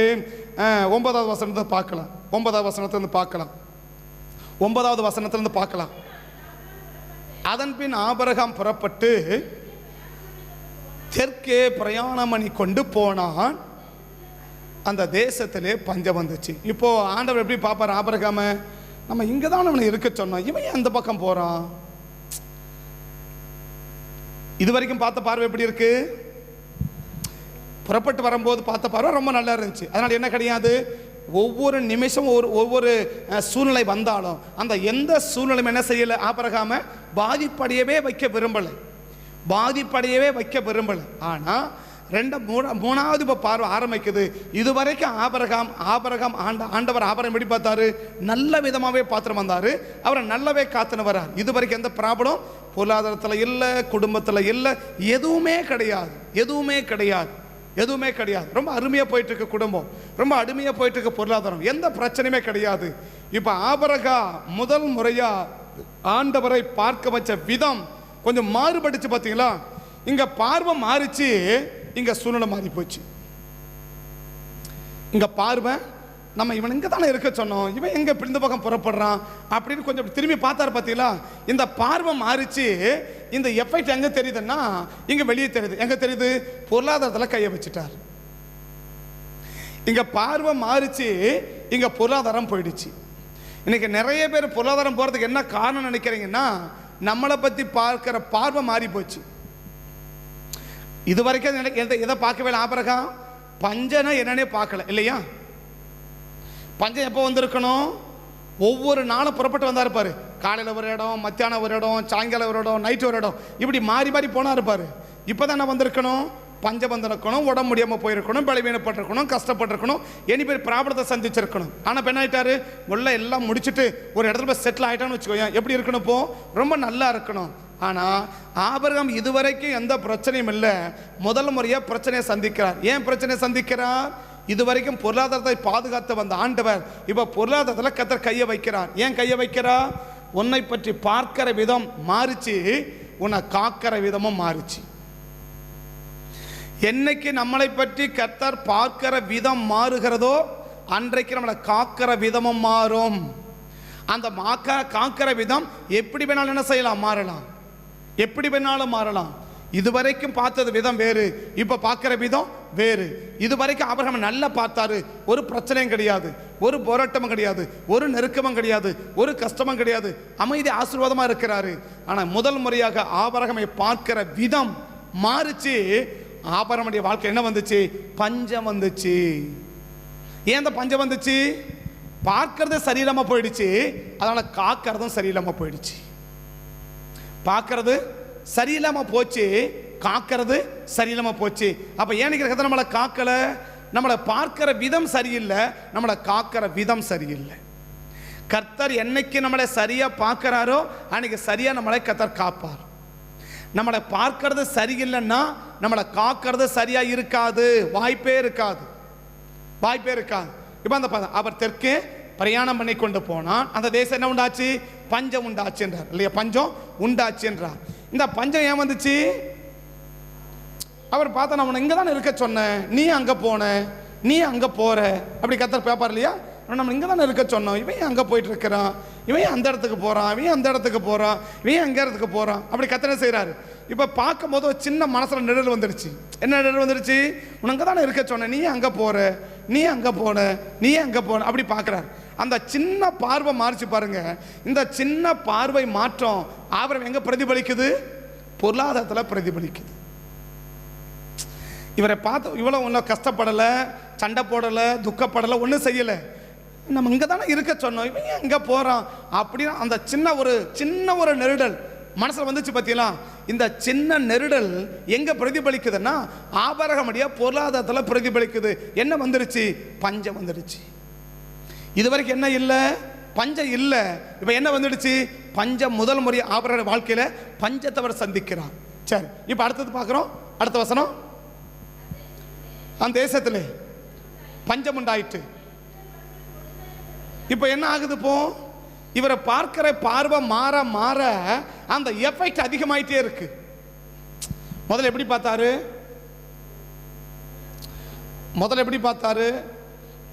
ஃபர்ஸ்ட் பார்வை பார்க்கும்போது ரொம்ப நல்லா பார்த்தார், ரொம்ப நல்லா காத்தார்.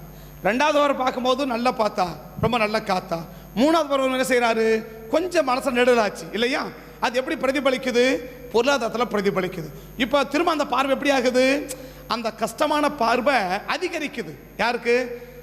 சின்ன பிரச்சனை அனுமதிச்சு கூட என்ன செய்யலாம், இவன் பார்க்க என்ன செய்யலை, இது பண்ணலையே அப்படின்னு பார்க்குறான் இல்லையா?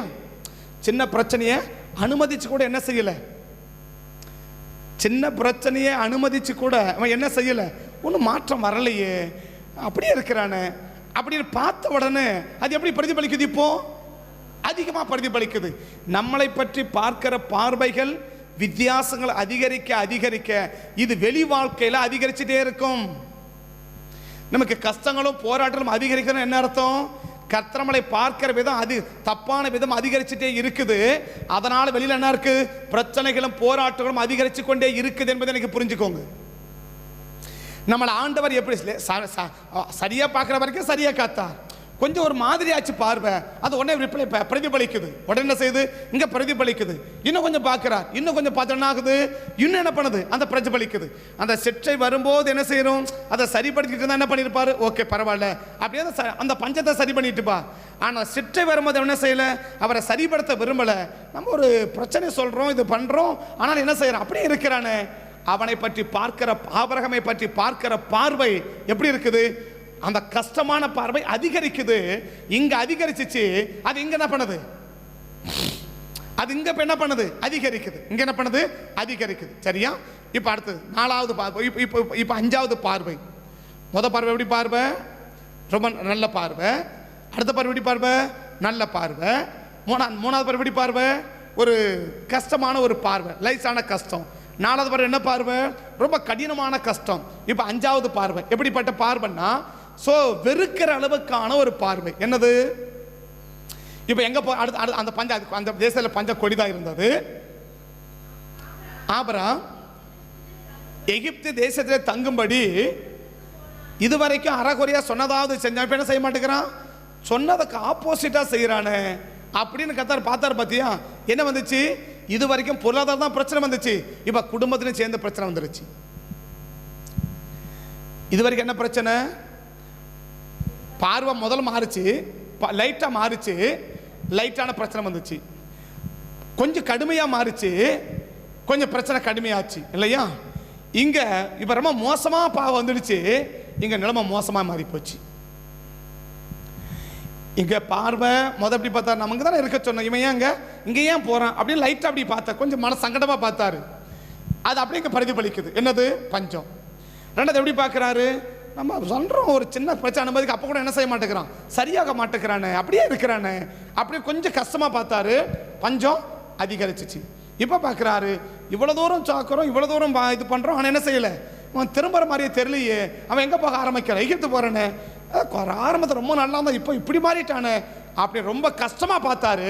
குடும்பத்தில் கையை வச்சுட்டார். இது வரைக்கும் பிரச்சனை எங்கே தான், இது வரைக்கும் கை எங்கே தான் வச்சாரு? பொருளாதாரத்தை தான் வச்சிருந்தாரு. ரெண்டாவது கை இப்போ எங்கே வச்சுட்டாரு அப்படின்னா குடும்பத்தில் கையை வச்சுட்டார். ஏன் குடும்பத்தில் கை வச்சாரு? பார்க்கிற விதம் சரியா இல்லை, காக்கிற விதமும் சரியா இல்லை. இப்போ குடும்பம் போச்சு, குடும்பம் பிரிஞ்சு போச்சு இல்லையா? எகிப்துக்கு போக போறாங்கன்னா உடனே சொல்றாரு போறேன். அங்கே எகிப்து போன உடனே என்ன செய்யறாங்க? சாராளை பார்வோன் அரண்மனைக்கு கொண்டு போயிடுறாங்க. குடும்பத்தில் பிரிவு வந்துடுச்சா? இந்த பிரிவினதுக்கு என்ன காரணம்? என்னை பார்த்த விதம் சரியில்லை, என்னை காக்கிற விதமும் சரியா இல்லை. என்னை பார்க்கறது சரியா இருந்தாதான் என்னை காக்கிறது சரியாக இருக்கும். என்னை பார்க்கிற விதம் சரியா இல்லைன்னா என்னை காக்கிற விதமும் சரியா இருக்காது. இதுவரைக்கும் பொருளாதாரம் தான் பிரச்சனை, ஆனால் இப்போ என்ன பிரச்சனை? குடும்பத்திலேயே பிரச்சனை வந்துருச்சு இல்லையா? குடும்பத்தில் மிகப்பெரிய போராட்டம். இப்போ அடுத்து இப்போ இந்த பார்வனை கொஞ்சம் பாருங்க, இந்த பார்வனை பாருங்க. இப்போ இந்த பார்வனை கொஞ்சம் பாருங்க, எப்படி பாருங்கன்னா இப்போ இதுவரைக்கும் பார்வனை ஆண்டபடி பார்த்துன்னு வராருன்னா நல்லா பார்த்துன்னு வராரு இல்லையா?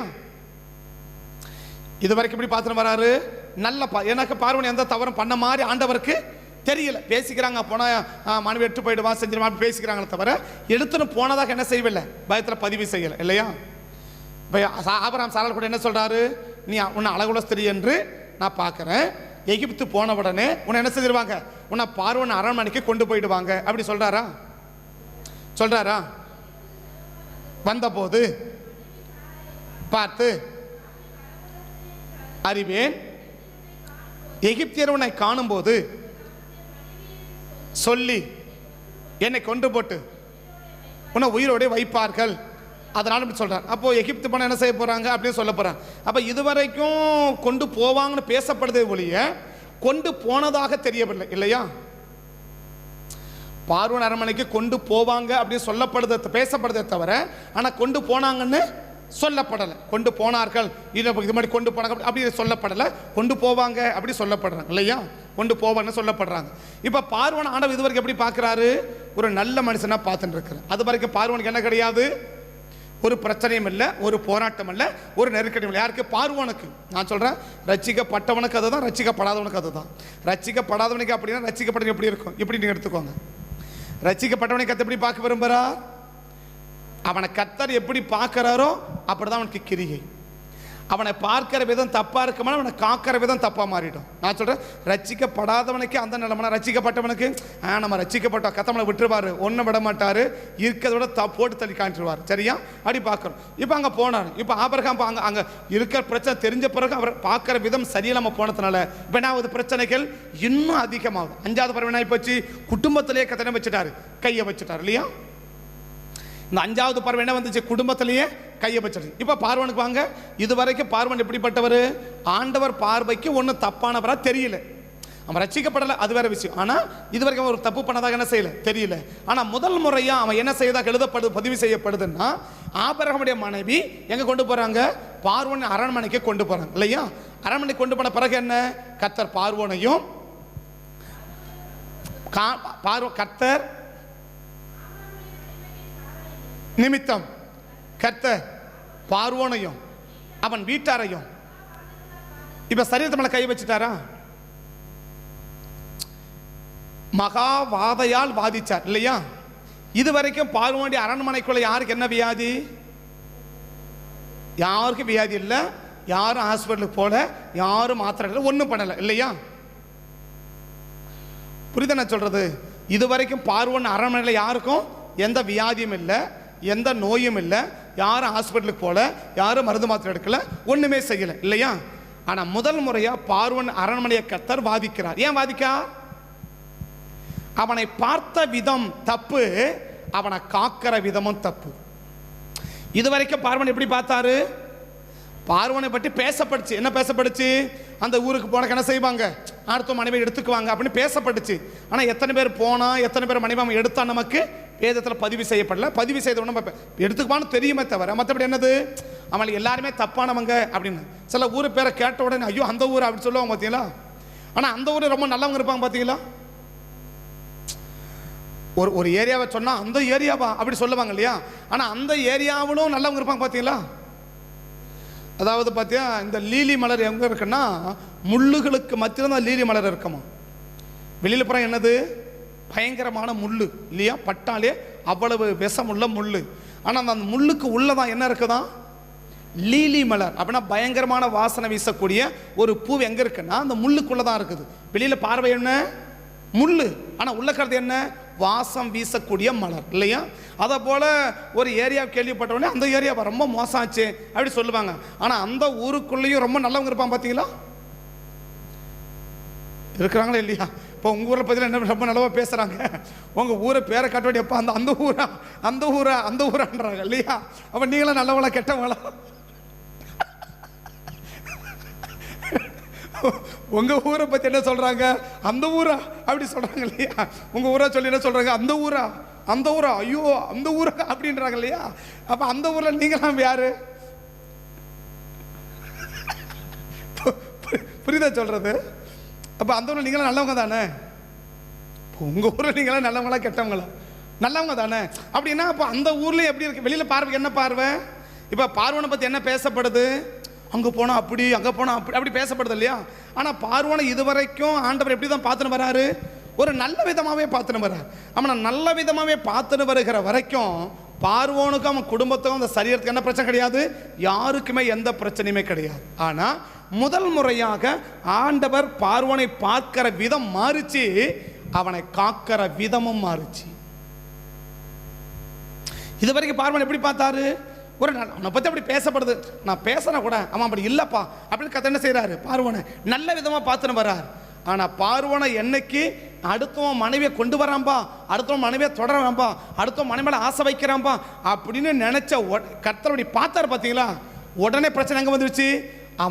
அவனை மகா வாதனை என்ன செய்கிறாராம், அவனையும் அந்த பார்வன் அரண பிரபுக்களையும் மகா வாதையினால் என்ன செய்கிறார், வாதிக்கிறார். இது வரைக்கும் சரீர பாதிப்பு வராமல் காத்த ஆண்டவர் ஏன் சரீர பாதிப்பை தேவன் அனுமதிச்சா, உன்னை பார்த்த விதம் வேறு, உன்னை காக்கிற விதம் வேறு. சரீர பலவீனம் வந்த உடனே சாதம் நினைச்சிடாத, ஏதோ இயற்கையாது வரக்கூடியது தான். மூக்க இருக்கக்கூடிய சளி இருக்க தான் செய்யும், வானம் இருக்கக்கூடிய மழை பெய்ய தான் செய்யும். அது உலக பழமொழி, உலகத்து மனுஷனுக்கு. உனக்கு எனக்கு ஒரு பிரச்சனை வருதுன்னா நம்மளை பார்க்கறது எங்கேயாவது தப்பா மாறி போச்சான்னு முதல்ல பாரு. அவனை பார்க்கிற விதம் சரியா இருக்கிற வரைக்கும் அவன் சரீரத்தில் எந்த பிரச்சனையுமே கிடையாது, அவன் சரீரத்தில் எந்த பாதிப்புமே கிடையாது, அவன் சரீரத்தில் எந்த வாதையுமே கிடையாது, அவன் சரீரத்தில் எந்த நோயுமே கிடையாது, அவன் சரீரத்தில் எந்த வியாதியுமே கிடையாது. எப்படி இருக்கிறான், ரொம்ப ஆரோக்கியமா இருக்கிறான். யாரு, பார்வோனும் அவனுடைய பிரபுக்களும் இல்லையா. பார்வோனும் பிரபுக்களும் இது வரைக்கும் சரீர பாதை இல்லை, இது வரைக்கும் சரீர பாதை இல்லை. ஆனா அவனை பற்றி என்னைக்கு பார்க்கிற விதம் மாறிச்சோ அன்னைக்கு அவனை காக்கிற விதமும் மாறி போச்சு. அப்ப என்ன நமக்கு விளங்குது, நம்மளை எப்படி பார்க்கிறாரோ அப்படிதான் கர்த்தர் காக்க விரும்புகிறார். உன் பொருளாதாரம் பாதிக்கப்படுதா, உன்னை பார்க்கிற விதம் மாறிச்சு, உன் காக்கிற விதம் பொருளாதாரத்தை காக்கிற விதமும் மாறி போச்சு. சரீரம் பாதிக்கப்படுதா, உன்னை பார்க்கிற விதம் மாறி போச்சு, உன்னை காக்கிற விதமும் மாறி போச்சு. குடும்பத்தில் பிரச்சனையா, உன்னை பார்க்கிற விதம் மாறிச்சு, உன்னை காக்கிற விதமும் மாறி போச்சு. இந்த 3 சம்பவமும் ஒரே அதிகத்தை பதிவு செஞ்சு வச்சிருக்க பாருங்க.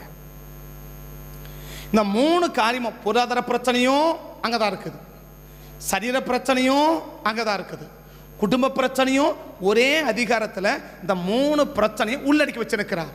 ஆனால் முதல்ல எப்படி பார்த்தாரு, இந்த மூணு பிரச்சனையுமே கிடையாது.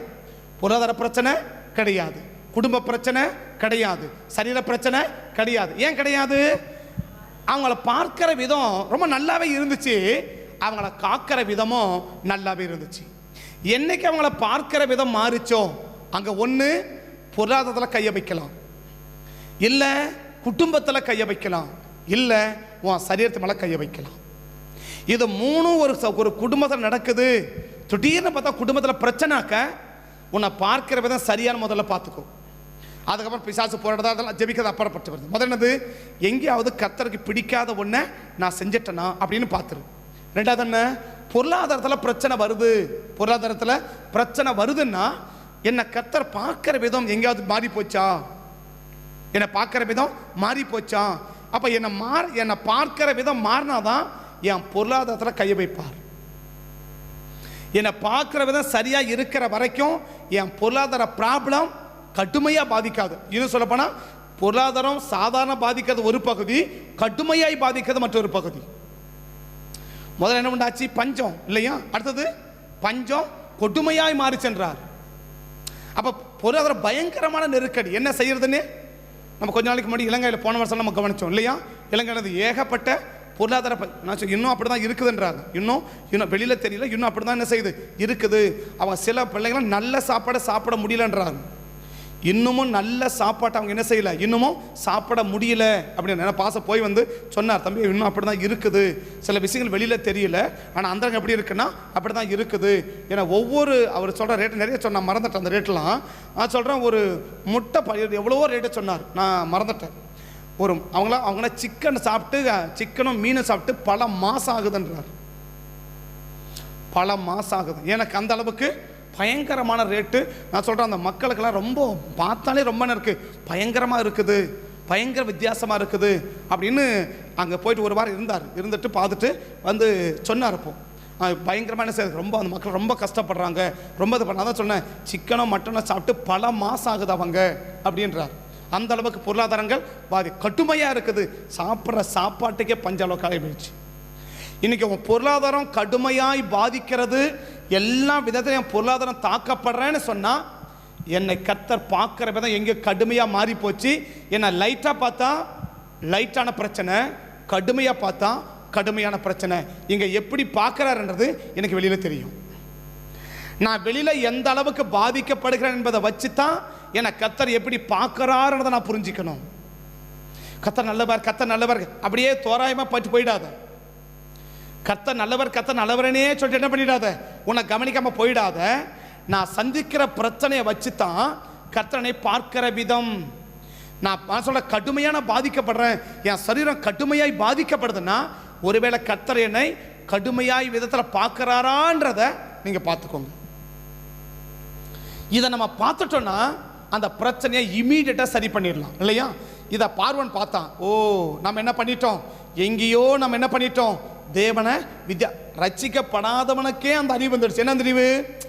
உடனே ஆபிரகாம் கூட்டார் பாருங்களேன், என்ன பிரச்சனை வந்துச்சு, ஏன் இந்த பிரச்சனையெல்லாம் வந்துச்சு, நம்ம நேற்று வரைக்கும் நல்லா தானே இருந்தோம், ஏன் இந்த பலவீனம் வந்துச்சு, ஏன் இந்த சரீர வியாதி வந்துச்சு அப்படின்னு. நம்மளுக்கு என்ன ஜுரம் வந்துச்சு, அது சரி ஜுரம் வந்துச்சு, கிளைமேட் மாறி போச்சு, பயங்கரமான டாக்டருங்க என்ன மாறி போச்சா, கிளைமேட் மாறி போச்சு, அதனால என்ன வந்துச்சு, ஜுரம் வந்துச்சு. சரி அப்புறம்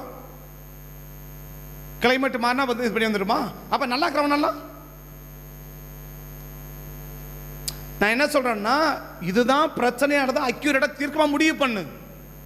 இதுதான் அவன் என்ன பார்க்கறான், நேற்று வரைக்கும் எப்படி தான் இருந்தோம், எல்லாரும் நல்லா தானே இருந்தோம், இன்னைக்கு காலையில் மட்டும் ஏன் அந்த பிரச்சனை வந்துச்சு,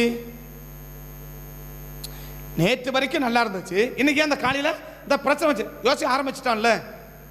அப்ப அவனுக்கு கண்டுபிடிச்சிட்டான்ல என்னது, ஓ இந்த பிள்ளை என்ன பண்ணா, இவன் என்னைக்கு வீட்டில் காலை வச்சாலோ அன்னைக்கே நம்ம வீட்டில் என்ன ஆகி போச்சு, முதல்ல அவளை என்ன பண்ணு, காசை கொடுத்தாது வீட்டுக்கு பஸ் ஏற்றி அனுப்ப பண்ணிட்டார்ல. காசை கொடுத்தா என்ன பண்ணு, முதல்ல அந்த பொம்பளை என்ன பண்ணு, இந்த வீட்டை விட முதல்ல அனுப்பு அப்படி சொல்லிட்டார் இல்லையா. எவ்வளோ காசு வேணும், அவனுக்கு 100 மாடு வேணுமா, முதல்ல கொடுத்துரு, முதல்ல ஆளை வெளியே அனுப்பு. அவன் மட்டும் இல்லை, அவ கூட யாரெல்லாம் இருந்தான் அத்தனை பேரையும் வெளியே அனுப்பிட்டார் இல்லையா. அவ கூட யாரெல்லாம் இருந்தாங்களோ இல்லையா, அவ கூட இருந்தவ கூட இங்க இருக்கக்கூடாது நீட்டான். ஏன், ஒருவேளை அவளால பிரச்சனை வந்துட்டு என்ன பண்றது, அதனால ஒருவேளை ஏன்பா அவன் கூட இருந்தவள் நீயா சேர்த்து வச்சு நிற்கிற அப்படின்னு கத்தர் ஒருவேளை திரும்ப கேட்டு திரும்ப ஒரு பிரச்சனை அனுப்பிச்சு என்ன பண்றது, அதில் என்ன பண்ணு, அவளை மட்டும் அனுப்பாத, அவ கூட யாரெல்லாம் இருந்தாங்களோ அத்தனை பேரை சேர்த்து என்ன பண்ணிடு, அனுப்பிடு. ஏன், நாளைக்கு ஆண்டவர் இதை கூட என்ன பண்ணி எப்படி பார்த்துடக்கூடாது. இப்போ பிள்ளையாம கேட்டார்ல, ஆமா இவங்களாம் யாருப்பா அப்படி கேட்டார்ல, அதை பார்த்து ஒருவேளை பார்வன் என்ன அப்போ அவனுக்கு அந்த அறிவு வந்துருச்சு பாரு. என்ன அறிவு, பார்வோன் இவன் யாருன்னு என்ன பண்ணிட்டு கூடாது, கேட்டக்கூடாது. அதனால என்ன பண்ணு, இவளையும் சேர்த்து அனுப்பிடு, என்ன காசு வேணா கொடுத்துரு. ஆனால் என்ன பண்ணிடு, இந்த பிரச்சனையை முதல்ல கிளியர் பண்ணு. என்ன எப்படி தான் ஆண்டவர் பார்க்கணும், நல்ல விதமா பார்த்துடணும், அவ்வளவுதான். என்ன நல்ல விதமா பார்த்துடணும், அவ்வளவுதான். அதுக்காக காசு பணம் போயிட்டு போகுது, பணமான போயிட்டு போகுது, ஆடு மாடு பணம் போயிட்டு போகுது, கொடுத்த ஆளை அனுப்பு. முதல்ல அந்த ஆளை அனுப்பு. உடனே அவர் கூப்பிட்டார், நீ ஏன்பா இப்படி சொன்ன, நான் உன்னை கேட்டேனா, நான் இதை பண்ணனா, நீ ஏன் இப்படி சொன்ன, யாரோ சொல்ற, நீ ஏன்டா உன்னை கேட்ட, அப்படி கேட்கறான் பாருங்களேன். ஏன் நீ இப்படி பண்ண, இப்படி பண்ணதுக்கு என்ன காரணம் அப்படி கேட்கறான் இல்லையா. போய் பார்வன் ஆபிரகாமை கூட்டு, நீ ஏன் இப்படி பண்ண, நீ ஏன் இப்படி செஞ்ச, நீ நான் உனக்கு சொன்னா அப்படி, நீ ஏன் இப்படி பண்ண, தேவையில்லாத எனக்கு பிரச்சனை என்ன பண்ணிட்ட, நீ உருவாக்கிட்டியே, நீயே ஒரு பிரச்சனை எனக்கு என்ன பண்ணிட்ட, உருவாக்கிட்டியே. அப்ப ஒன்னு நம்ம விளங்கிக்கணும், நம்மளை பற்றி பார்க்கிற விதங்களை சரியா இருக்கிற வரைக்கும் தான் நமக்கு கர்த்தர் பாதுகாப்பு. நம்மளை பார்க்கிற விதம் மாறுச்சுன்னா சரீரம் பாதிக்கப்படும், குடும்பம் பாதிக்கப்படும், பொருளாதாரம் பாதிக்கப்படும். இந்த 3 பாதிப்பு வருதுன்னா நான் எங்கேயோ கர்த்தர் என்னை பார்க்கிற விதம் தப்பாயிடுச்சு, எங்கேயோ தப்பாயிடுச்சு. எங்க தப்பா பார்க்க வச்சுட்டோன்றத நான் பார்த்து சரி பண்ணிட்டேன்னா இந்த 3 பிரச்சனை கர்த்தர் சரி பண்ணுவார் இல்லையா. இப்போ அந்த 3 பிரச்சனையை 13ஆம் அதிகாரம் ஆபிரகாம் சரி பண்றாரா. 13ஆம் அதிகாரம் ஆதியாகமம் 13ஆம் அதிகாரம் 3ஆம் வசனத்திலிருந்து அவன் தன் பிரயாணத்திலே பெத்தேல் மட்டும் நடுவாக முன்பு கூடாரம் போட்டதும் உண்டாய்க்கிறதுமான ஸ்தலம் மட்டும் போனான். இப்ப கர்த்தர் எப்படி பார்க்க ஆரம்பிப்பாரு, அப்பா முல்ல என்ன பண்ணிட்டான், முல்ல தான் 99 ஆடு விட்டுட்டு ஒரு ஆடு கிடைச்சோன்னு என்ன பண்ணிட்டாரு, அப்படி சந்தோஷம் வந்தார் இல்லையா. அப்பா போனவன் என்ன பண்ணிட்டான், திரும்பி வந்துட்டாப்பா, பரவாயில்லப்பா அப்படின்னு ஆபிரகாம் எப்படி பார்க்க ஆரம்பிச்சா, ஒரு நல்ல விதமா பார்க்க ஆரம்பிச்சா. அதோட எப்படி தெரியுது பாருங்க. இருந்தன அவர்கள் ஒடுமிக்க குடியிருக்க. 2ஆம் வசனம் ஆபிரகாம் மிருக ஜீவனும் வெள்ளியும் பொண்ணும் உடைய ஆஸ்திகளுடைய சீமானா இருந்தான். எப்படி இந்த பொருளாதாரம் சரியாச்சு, பொருளாதார பிரச்சனை எப்படி சரியாச்சு, கர்த்தரை சரியான விதம் பார்க்க வச்சுட்டான், கர்த்தவனை காக்கிற விதம் சரியாயிடுச்சு. குடும்ப பிரச்சனை எப்ப சரியாச்சு, கர்த்தர் பார்க்கிற விதம் சரியா பார்க்க வச்சா, சோ குடும்ப பிரச்சனை சரியாச்சு. பார்வன் எப்ப சரீர பிரச்சனை சரியாச்சு, அவன் கூப்பிட்ட உடனே எல்லாத்துக்கும் கொடுத்து என்ன பண்ணிடு, அவன் பொருளை அவன்கிட்ட சேர்த்திருப்பான், அவன் பொருளை அவங்ககிட்ட சேர்த்துடு, அவன் பொருளை மட்டும் வேண்டாம், அவன் பொருள் நமக்கு வேண்டாம், அடுத்தவனுக்கு சொந்தமானது நமக்கு வேண்டாம், அடுத்தவங்க பொருள் அவங்க கிட்ட என்ன பண்ணிடு சேர்த்துட்டு, அதை கொடுத்த உடனே பரவாயில்லையே என்ன பண்ணிட்டான், கொடுத்து அனுப்பிட்டானே அப்படின்னு நல்ல விதமா பார்த்தாரு. அவன் சரீர பிரச்சனை கிளியர் ஆயிடுச்சு. நம்மளை பற்றி பார்க்கிற விதம் சரியானா நம்மளை காக்கிற விதம் சரியா இருக்கும். நம்மளை பற்றி பார்க்கிற விதம் தவறாக இருக்கிற வரைக்கும் நம்மளை காக்கிற விதமும் தவறாக தான் இருக்கும். நம்மளை காக்கணும்னு சொன்னா நம்மளை பார்க்கறத சரியாக்கிடுங்க. கண்களை மூடுவோமா. என்னை காண்பவரே தினம் காப்பவரே, என்னை காண்பவரே தினம் காப்பவரே, ஆராய்ந்து அறிந்திருக்கின்றீர், சுற்றி சுற்றி சூழ்ந்திருக்கின்றீர், ஆராய்ந்து அறிந்திருக்கின்றீர், சுற்றி சுற்றி சூழ்ந்திருக்கின்றீர். எப்ப தேவன் சுற்றியும் சூழமா இருப்பார், சுற்றி நம்ம சுற்றி எப்ப இருப்பாருன்னா நம்மளை பார்க்கறது சரியா இருந்தா நம்மளை காக்கிறது சரியா இருக்கும். நம்மளை பார்க்கறத சரியா இல்லைன்னா நம்மளை காக்கிறது சரியா இருக்காது. கதை தீர்க்கமா சொன்ன வார்த்தை நான் ஜெபிக்கதான் சொல்லிட்டு கொடுத்துருந்தேன். அந்த பாடல் வரிய வரும்போது டக்குன்னு ஒரு வார்த்தை சிந்தையில், பார்க்குற மாதிரி தான் காக்குவேன், பார்க்குற மாதிரி தான் காக்குவேன். அந்த வார்த்தை வந்த பிறகுதான் நான் மைக்க வாங்கி பேச ஆரம்பிக்கிறேன். கதை தீர்க்கமாக சொன்னது, நம்மளை பார்க்கறது சரியா இருந்தா நம்மளை காக்கிறது சரியா இருக்கும். நம்மை காக்கிறது சரியா இருக்கணும்னா அவர் நம்மளை சரியா பார்க்க வச்சிருங்க, சரியா பார்க்க வச்சிடும். எது சரியா பார்ப்பார் அதெல்லாம் இப்போ நமக்கு விளக்கமாக பேச நமக்கு நேரம் இல்லை. அதில் பார்வனுக்கு ஒன்று மட்டும் சொல்றாரு, அடுத்தவங்களுக்கு சொந்தமானதை அடுத்தவங்களுக்கு கொடுத்துருங்க. இன்னொருவருக்கு சொந்தமானது நம்ம கையில் இருக்கக்கூடாது, நமக்கு வேண்டாம். பார்வன் பார்த்தான், இவன் ஆபிரகாமுக்கு சொந்தம், அனுப்பிடு, நமக்கு வேண்டாம்.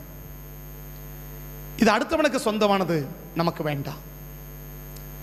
இன்னொருவருக்கு சொந்தமானது நமக்கு சொந்தமாக இருக்கக்கூடாது.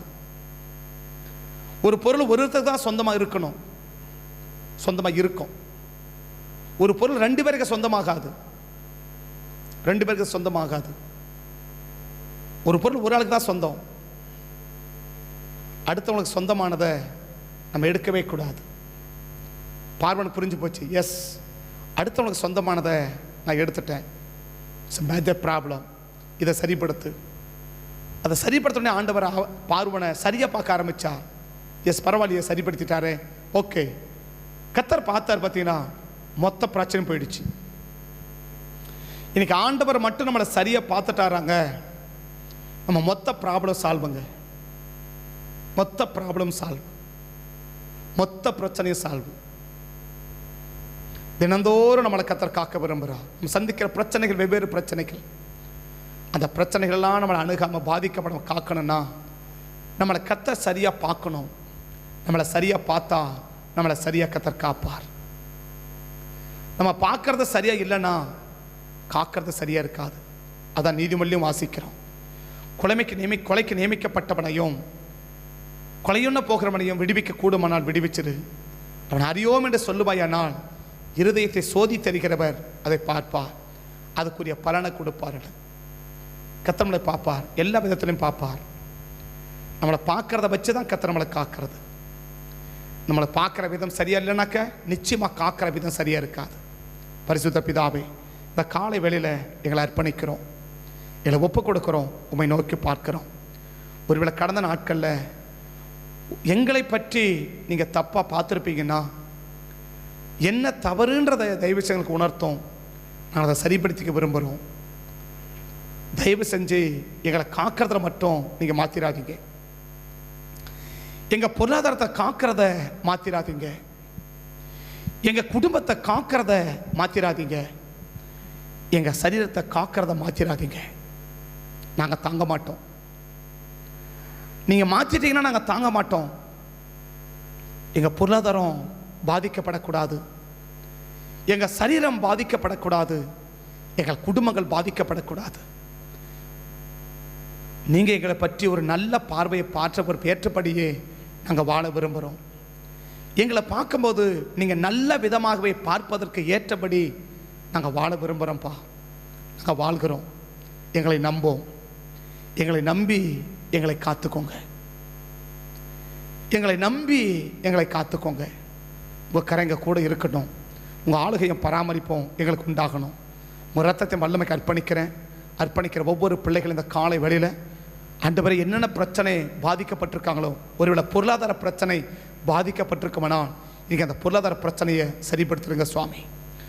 குடும்பங்களிலே பாதிப்புகள் இருக்குமானால் குடும்பங்களை கத்த சரிப்படுத்திடுங்க சுவாமி. ஆண்டவரே சரீரத்தில் பாதிக்கப்பட்டுறனா இந்த சரீரத்தை பிரச்சனை சரிப்படுத்திடுங்கப்பா. உடைய பிள்ளைகளை ஒவ்வொருவரும் இந்த 3 ப்ராப்ளங்களையும் கத்தர் மாற்றி இந்த காலை வேளையில் நீங்கள் ஆசீர்வதிக்கும்படி உடைய சமூகத்தை நோக்கி பார்க்கிறோம். தடைகளை மாற்றும், நாமத்தை உயர்த்தும், கரமட்டு கூட இருக்கட்டும், ஆசீர்வதிங்க. இயேசுவின் நாமத்தில் ஜெபிக்கிறேன் நல்ல பிதாவே, ஆமென், ஆமென். என் ஆத்துமாவை கர்த்தரை ஸ்தோத்திரி, முழுமை பரிசுத்த நாமத்தை ஸ்தோத்திரி. என் ஆத்துமாவை கர்த்தரை ஸ்தோத்திரி, கர்த்தர் செய்த சகல உபகாரங்களையும் மறவாதே. ஆமென், ஆமென். கர்த்தர் ஆசீர்வதிப்பார். ஸ்தோத்திரம், ஸ்தோத்திரம், ஸ்தோத்திரம்.